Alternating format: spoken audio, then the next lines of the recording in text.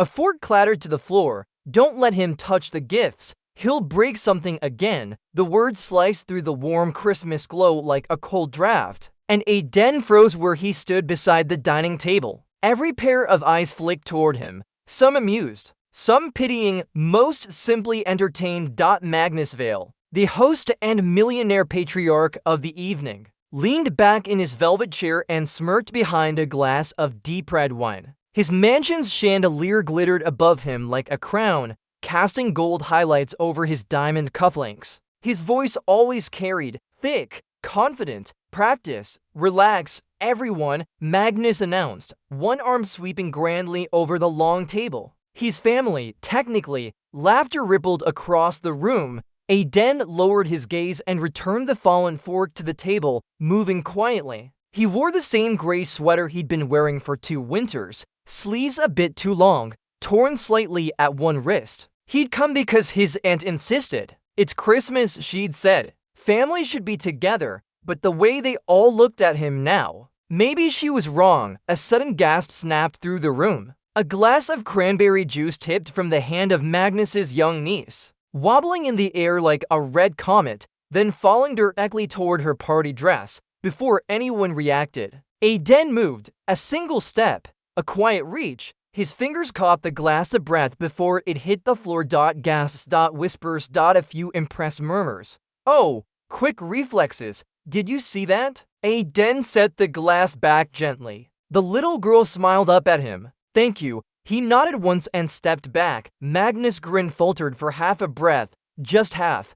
but that was enough. His ego twitched the moment someone else impressed the room. He clapped loudly. Aiden, why lurk in the shadows? Come, come, he pointed to the open space near his seat. If you're going to sit at my table, you might as well entertain us. Aiden shook his head softly. I'm fine here. Oh? Magnus tapped his wine glass with a fingernail. Too shy? Or too useless? More laughter. Phones lifted discreetly. This wasn't dinner anymore, it was a show. Aiden stayed still, hands clasped behind him. His face remained unreadable, but inside he felt that old familiar sting, the one he'd learned to swallow years ago. Magnus leaned forward, eyes gleaming with mischief. Tell you what? Let's start simple. He picked up a silver spoon and held it up like a trophy. Balance this on your nose, a few guests snorted. Someone whispered, oh, that's cruel, but no one objected. Aiden simply said, no, it wasn't loud.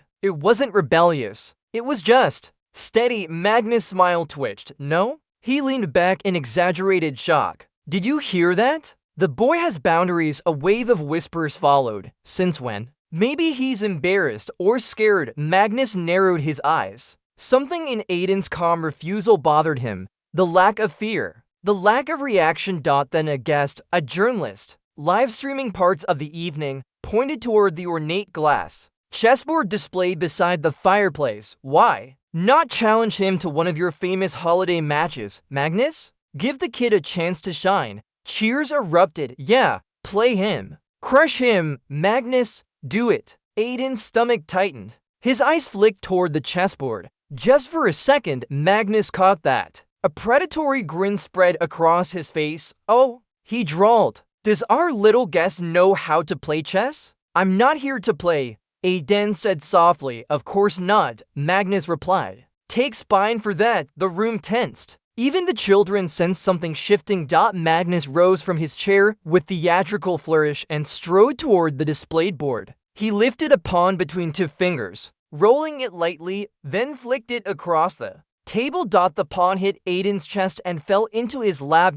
Gasped. Soft laughter. The millionaire's challenge had begun. Magnus pointed at him with the grace of a king addressing a servant. Pick that up, he said. It's the only piece you're qualified to touch. Aiden slowly lowered his hand to the pawn. He didn't look angry. He didn't look hurt. He just looked away. Senator Grace Lynn, sitting quietly near the end of the table, noticed. She leaned forward slightly, observing, studying. Aiden rose to his feet. Magnus' grin widened. Bring the board, he ordered. Let's see what the boy is hiding. Aiden stood before the fireplace as Magnus' staff carried the crystal chessboard to the center of the room. The board glowed under the chandelier, every piece carved from pure onyx and ivory. It looked less like a game and more like a stage. The guests formed a loose ring round them, murmuring, straightening their clothes. Lifting their phones, Magnus swaggered forward, swirling his wine, so he announced loudly, "Our quiet little cousin thinks he doesn't have to play. Isn't that adorable?" More laughter. Someone from the back called, "Crush him, Magnus." Magnus flicked his hair confidently and walked so close to Aiden that their shoulders nearly touched. "You can still back out," he whispered, loud enough for everyone to hear. "No one expects much from you anyway." Aiden didn't look at him. "I'm not here for games." "Oh," Magnus cocked his head. "You hear that, everyone? He's asterisk not here for games." Asterisk, he laughed sharply. "Sweetheart, everything in this house is a game." Aiden's aunt tried to intervene gently. "Magnus, maybe." Magnus raised a hand, silencing her. "No, no, let him speak." He turned back to Aiden. "Tell us, boy. Why not scared? Unprepared, slow?" The guests leaned in. They adored this side of Magnus, the provocateur, the showman, the man who humiliated others with charisma. Aiden's fingers curled slightly at his sides, but his voice stayed level. "I don't want trouble. That's all." A few guests snickered. "Trouble? It's just chess. Maybe he can't even move the pieces right." Magnus' smirk deepened. "Or maybe he asterisk knows asterisk he can't win." Aiden remained silent.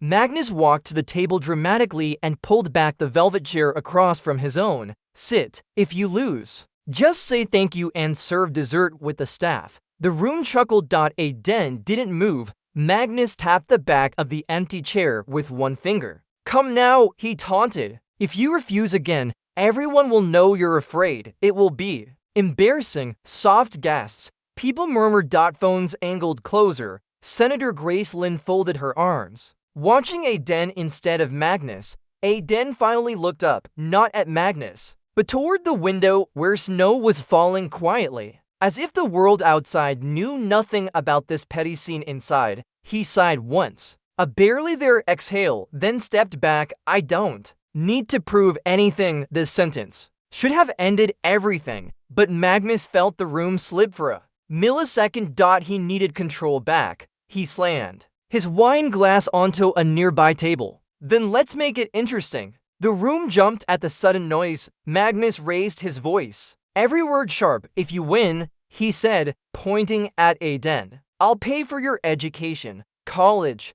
training, whatever dream you've been avoiding." A stunned hush. That was no small offer, but Magnus continued, a grin slicing across his face. "If you lose, you'll serve the rest of Christmas dinner like one of my staff, apron and all." The room erupted. "That's harsh." "Do it, Aiden." "What an opportunity." Aiden blinked once. His pulse quickened, not from the challenge, but from the way every eye pressed down on him.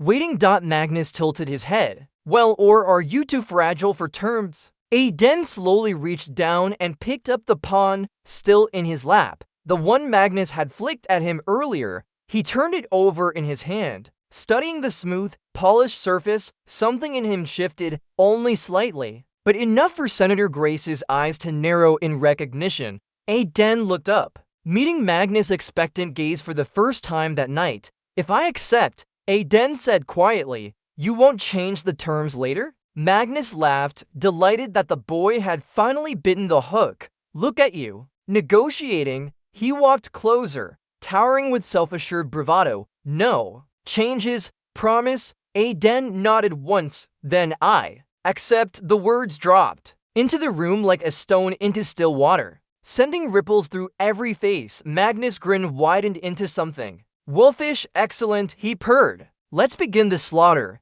Aiden walked toward the empty seat. His steps were measured, controlled. Some guests leaned forward instinctively. Others whispered, "Does he actually think he can win? Poor kid, this will be ugly." Aiden sat down at the chessboard. Magnus lowered himself into his own chair, with the confidence of a king preparing for coronation. The air tightened. The guests pressed in. The cameras locked on. Magnus slammed his opening move like he was smashing a stamp onto a contract. Pawn to e4, aggressive, loud, arrogant. "Watch this carefully." he said to the guests. This is what a real opening looks like. A few guests snickered. Phones tilted closer. Aiden sat still, eyes half lowered, hands folded in front of him. Magnus leaned forward. Your turn, boy. Aiden didn't hesitate. He moved his pawn with a smooth, soft glide, barely making a sound. C5. The Sicilian defense. A ripple went through the crowd, small, but unmistakable, not laughter. Curiosity. Magnus' eyebrows lifted sharply. Oh? Someone's been Googling. He forced out a laugh. Senator Grace Lynn stopped sipping her tea, her eyes narrowed, not with suspicion, but with recognition. Aiden didn't react to any of it. Magnus waved dismissively. Fine, let's teach him why imitating grown-ups is dangerous. He played fast, confident moves, narrating theatrically like a bored instructor. This is development. This is pressure. This is how you attack properly. Each piece he slammed landed with a satisfying clack asterisk. Meant to intimidate, Aiden responded quietly, quickly, his fingers moving like a musician tuning an instrument.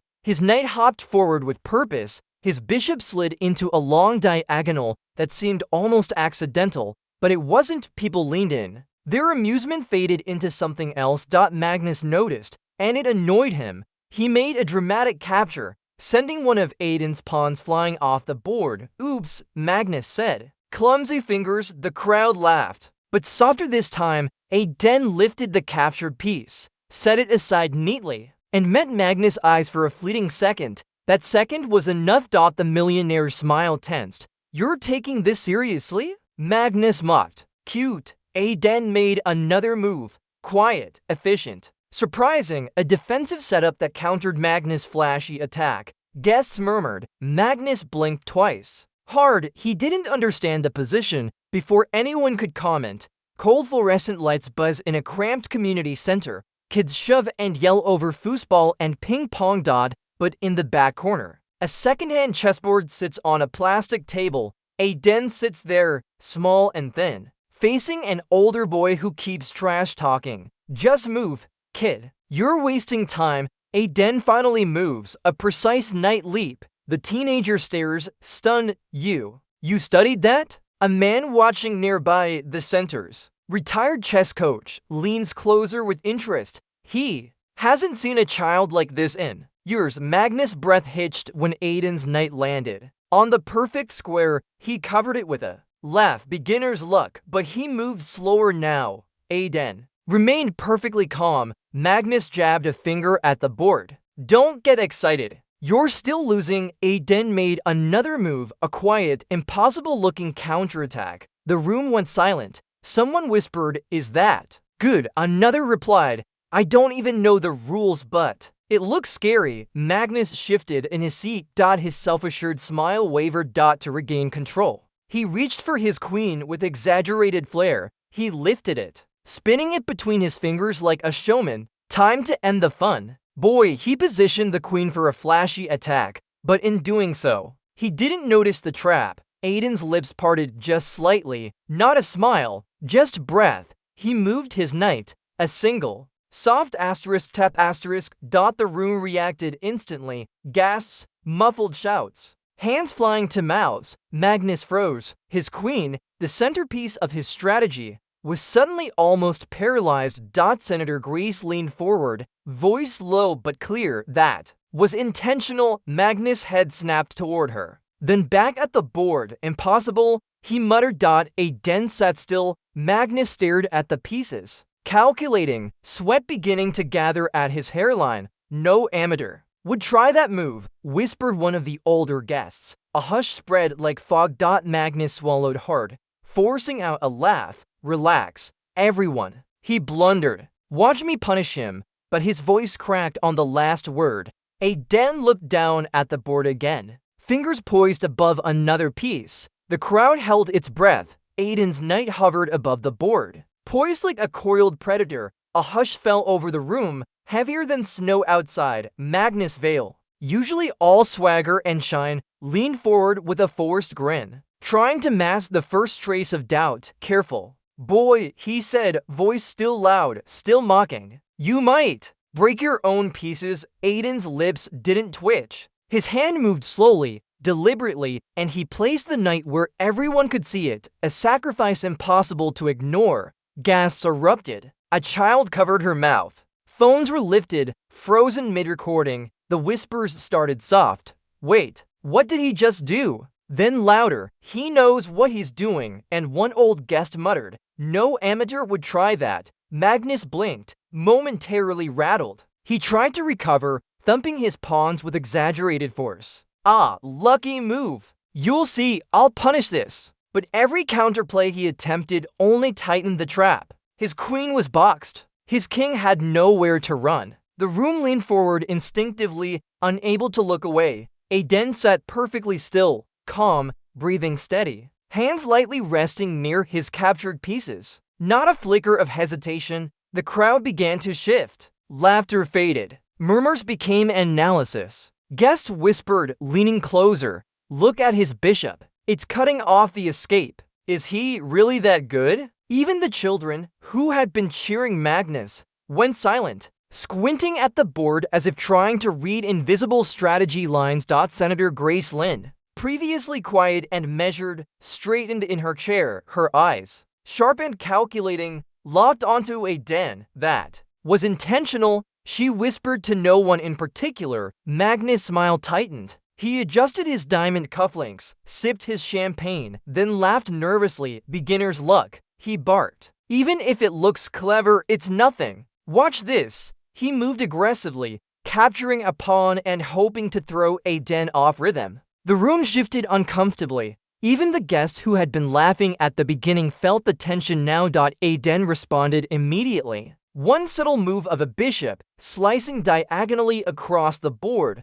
cutting off a vital escape route. Magnus froze. His arrogance faltered for the first time. He had calculated, but he hadn't seen flashback, not summary, but seen Aiden, age 14, huddled in a dim community center, fingers hovering over a battered board while a coach shouted, don't move unless you see 3 steps ahead. He recalls nights in the library, tracing grandmasters' combinations with a barred pencil, teaching himself traps, sacrifices, the patience to watch the board like a battlefield. Every humiliation, every scorned remark from his peers, every lost tournament built the quiet fury now condensed in one calm glance at Magnus. Back to present. Magnus' jaw tightened. He moved recklessly now, trying to regain control, slamming his queen, shouting, mocking. The audience reacted, leaning forward, whispering, exchanging glances. Even the youngest niece paused, sensing the shift. Aiden's pawn moved, simple, quiet, precise, but it cut off Magnus' last line of attack. The trap was complete. Magnus' face lost color. His king was trapped in a cage of black and white, and the billionaire realized with cold shock, he had underestimated the boy. Impossible. Magnus muttered under his breath, reaching for a piece with trembling fingers. Aiden didn't flinch. He breathed evenly. His eyes briefly met Senator Grace's, and for the first time, she smiled faintly. Recognition, validation. The room held its breath. Phones hovered in midair. Every guest felt the momentum shift, the power sliding quietly from the millionaire's showmanship into the underdog's calm mastery. Magnus' voice rose, cracking, no, that's not legal. It can't be. Aiden leaned forward slightly, resting a hand on the table. Everything on the board is legal. The position is the problem, not the room. A collective silence fell. Even Magnus' family members whispered to each other in disbelief. The knight's sacrifice had opened the path.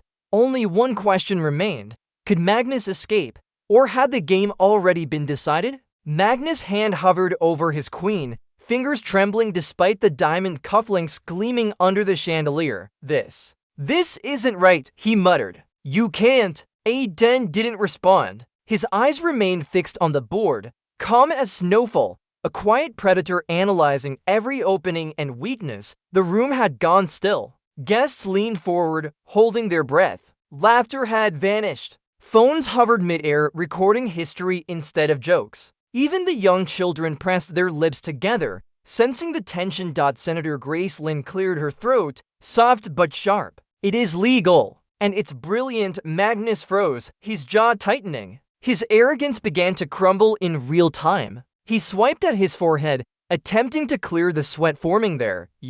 You think you can trap me? He barked, voice cracking for the first time. I've beaten champions. You're just a child. Aiden's hand moved, steady and precise, placing his bishop where it cut off Magnus King's only escape. Your move, he said softly, only his third sentence all night. The crowd flinched. A hush deeper than any silence had descended. Even the faintest whisper could shatter the moment. Magnus shifted uncomfortably. Every aggressive, showy move he tried now only tightened Aiden's net. Pieces slammed, pieces fell, but the underdog's calm precision never faltered. Guests murmured, leaning closer. Look at that alignment. The king can't go anywhere. I don't even understand this. But it's beautiful. I think he's going to win. Magnus' face drained of color. He reached for his rook in desperation, trying to swing the tide. But Aiden anticipated it, positioning a pawn subtly, a silent trap, invisible until it snapped shut. The room gasped collectively. Even the youngest niece whispered. No way. Magnus' confidence crumbled. He muttered excuses under his breath, pointing to the chandelier, the lighting, the board. It's rigged. The board is. Aiden interrupted softly, almost kindly. The position is the problem, not the room. The billionaire's hands trembled. Sweat dripped from his hairline. He glanced at the guests, searching for support. There was none. Every eye in the room had shifted. They were leaning toward the boy they had mocked. A silent, impossible acknowledgement that something extraordinary was happening.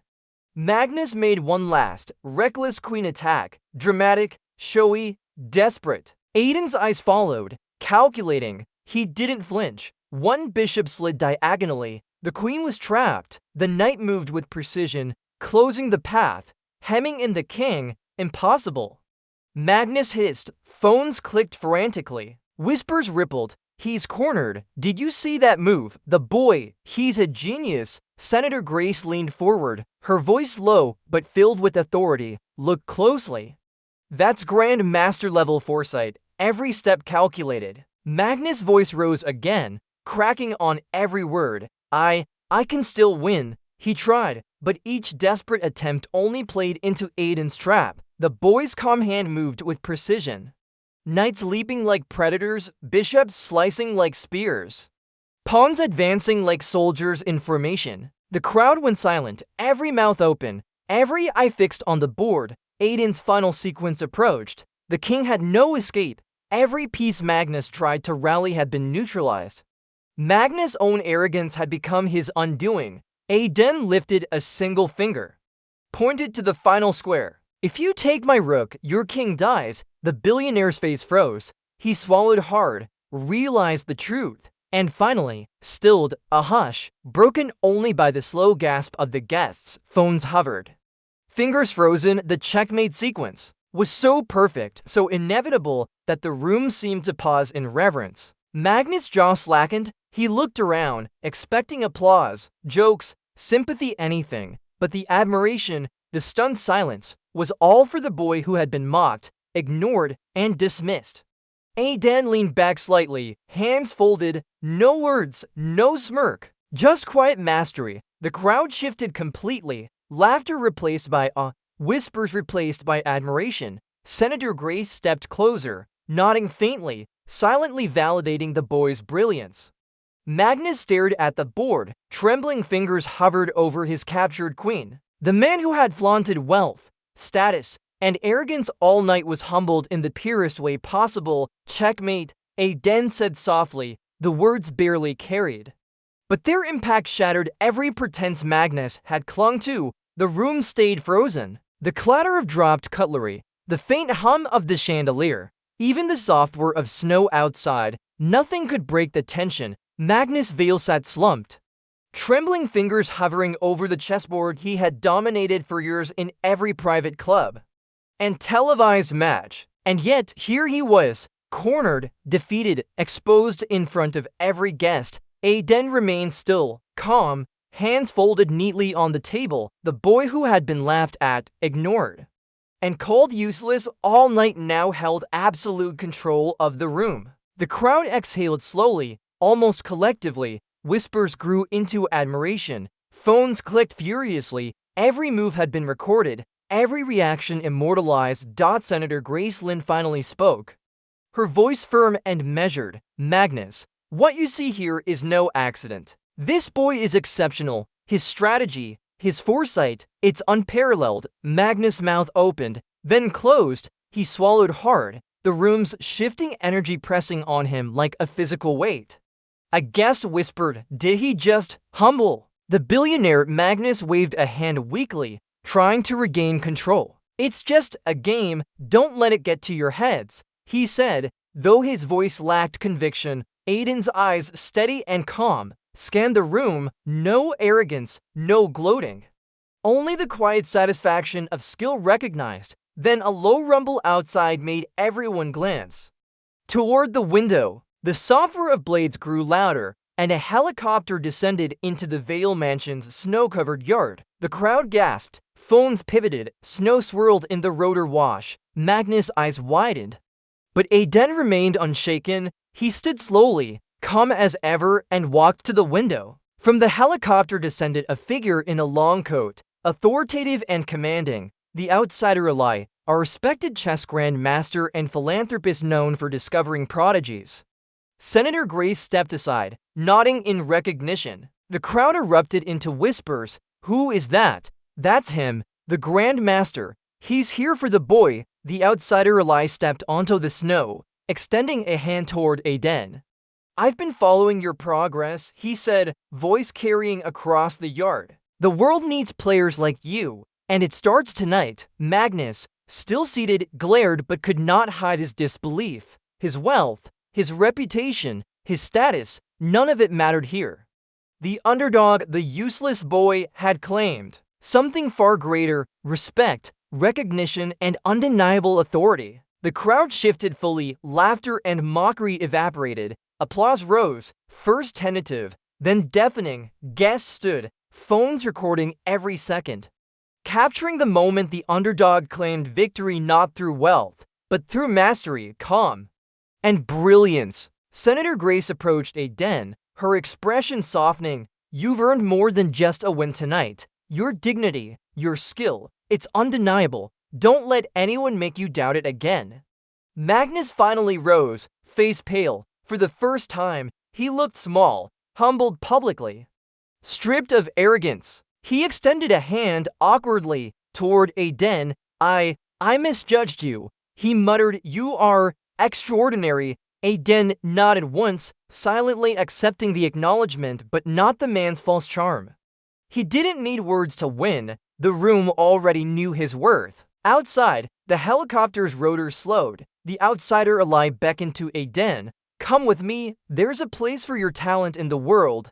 Don't waste it here." Aiden glanced back at Magnus, at the crowd, then at the chessboard that had started it all. He walked toward the helicopter, each step measured, precise, leaving a trail of stunned onlookers in his wake. Magnus slumped back into his chair, defeated silently. No words, no excuses, just the weight of public humiliation. The crowd erupted again, this time in celebration, awe, and admiration. Phones recorded history. Conversations buzzed about the boy who had turned mockery into mastery, humiliation into triumph. The snow had melted, leaving silver puddles on the Vale Mansion driveway.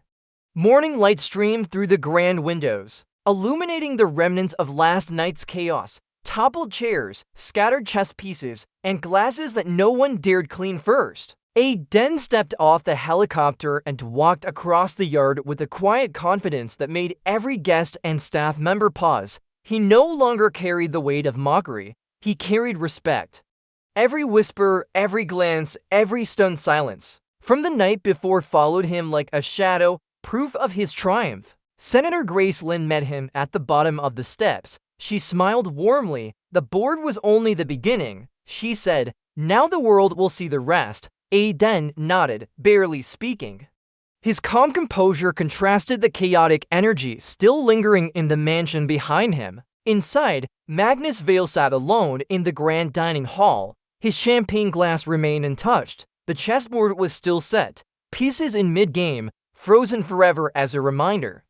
He picked up a knight and turned it in his hand, finally understanding the lesson he had refused to learn: arrogance is fragile. Public humiliation cuts deeper than private loss, and brilliance cannot be mocked or ignored. Outside, Aiden walked toward a waiting car. The outsider ally, a mentor, and now his advocate, spoke quietly but with excitement. Scholarships, tournaments, sponsorships, your talent will open doors you didn't even know existed. But the first step is integrity. Remember, skill speaks louder than words. Aiden glanced at the city skyline in the distance. So many challenges awaited, but none would shake his composure like last night had. He had learned to endure humiliation, to hold himself steady while others doubted him, and to strike with precision when the time came. Meanwhile, the story of the Christmas chess match spread like wildfire. Phones and social media captured every gasp, every silent nod, every stunned glance. Headlines read, "Teen genius humiliates billionaire at holiday dinner." Quiet. Cousin becomes chess sensation overnight. From useless to unstoppable, the boy who outsmarted the elite Aiden's family, those who had called him useless just hours before, watched the clips in disbelief. His little niece, the one whose juice he had saved, smiled proudly. "That's my cousin," she whispered. Magnus, humbled but thoughtful, finally reached out. He sent a private message to Aiden through the outsider ally. *, you've shown me the meaning of true talent. I misjudged you. I would be honored to support your journey, if you'll allow it. Aiden read it and didn't respond immediately. He didn't need to. His victory was already absolute. Words would follow, but only on his terms. The helicopter's rotors whirred again, lifting off into the clear morning sky. Aiden waved once, silently acknowledging the crowd, the ally, and the mentor who had believed in him. The moral of his journey was clear. Dignity, patience, and quiet mastery could overturn any arrogance, no matter how wealthy or powerful. Respect was not demanded, it was earned.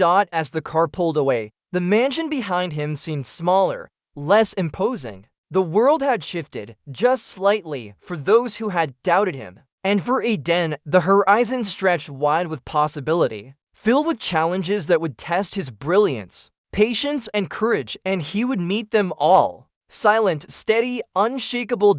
And somewhere, in a quiet corner of the city, a child practiced chess alone, unaware that watching them now was the beginning of a new story, one in which the smallest, quietest minds could one day move mountains. The sun dipped low, casting golden streaks across the snow-covered lawn. The Vale Mansion, once a stage for ridicule and arrogance, now seemed quieter, subdued. The memory of last night's chess match still vibrating in every corner. Aiden stepped out of the waiting car, his posture relaxed, eyes scanning the horizon. It was no longer about the house, the dinner, or the billionaire who had tried to humiliate him. It was about what came next: opportunity, respect, and the life he had been denied for so long.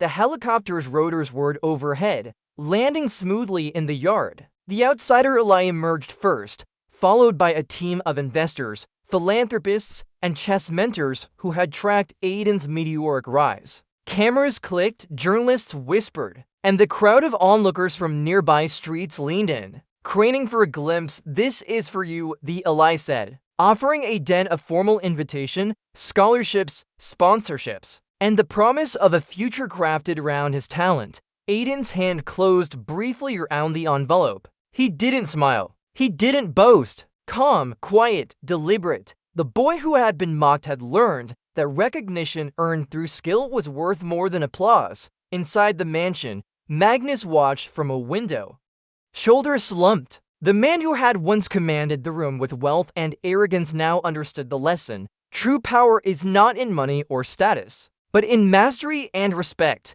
He muttered to himself, finally admitting what the world already knew.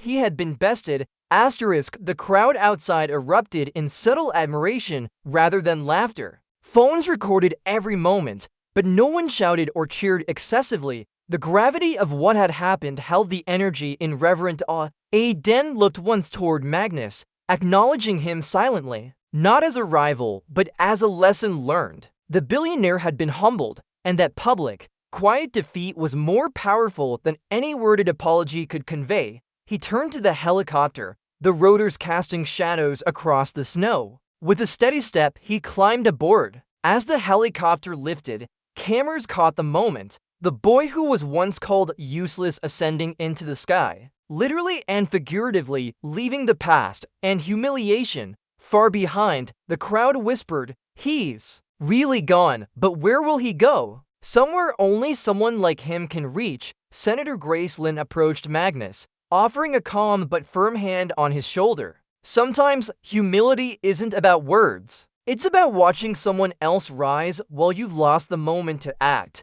Magnus nodded silently. No excuses, no defenses. Only the bitter awareness of what had been. The helicopter disappeared into the horizon, carrying with it the promise of Aiden's future, tournaments, grandmaster circles, mentorships, and a life finally recognized for his brilliance rather than dismissed for circumstance. Back in the mansion, the chessboard remained a frozen battlefield, each piece in position, each move a reminder that mastery, patience, and courage could overturn the arrogance of the world. The boy who had been mocked had left a legacy in silence, a legacy that would be remembered far beyond one Christmas dinner. Weeks later, headlines confirmed it. Asterisk teen genius becomes overnight chess sensation asterisk. Asterisk from useless to unstoppable. The boy who outsmarted the billionaire asterisk. Asterisk Christmas miracle. How a quiet cousin changed everything asterisk Aiden's family. Once skeptical and dismissive, now watched with awe and pride. His little niece hugged him tightly the next time they met. "I knew you were special," she whispered, her voice filled with wonder. And Magnus? He remained at the mansion, humbled, reflecting on the lesson he would never forget. Publicly defeated, privately enlightened, he understood at last that true greatness lies not in wealth, in mockery, or in status, but in skill, courage, and dignity. Moral: the helicopter faded into the sky, carrying Aiden forward. His journey was just beginning, a life defined not by the ridicule of others, but by his mastery, calm, and integrity.